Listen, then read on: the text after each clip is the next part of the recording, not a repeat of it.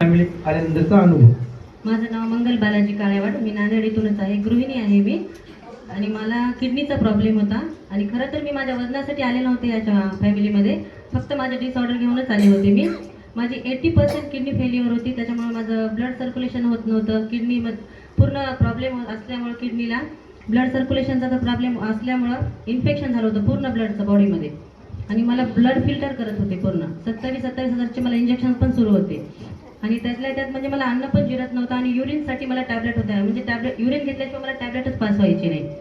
या फॅमिलीत आल्याच्या नंतर 15 दिवसात मी म्हणजे कॉटवर उठू शकले, कारण पूर्ण बॉडी माझी स्वेलिंग होती, त्याच्यामुळे मला चालता पण येत नव्हतं. आणि अक्षरशः सरांनी पण सांगितलं होतं की तुम्ही जसं होईल तसं कॉटवर बसून का होईना पण थोडं का होईना हालचाल करा.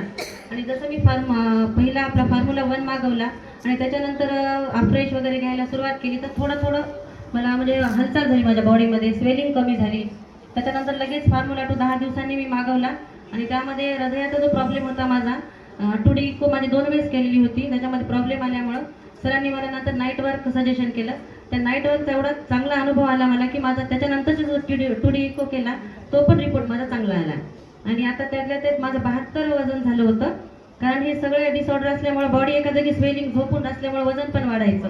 आणि 3 महिन्यामध्ये मी 14 किलोचा फॅट लॉस केलेला आहे. वाव, क्या बात है.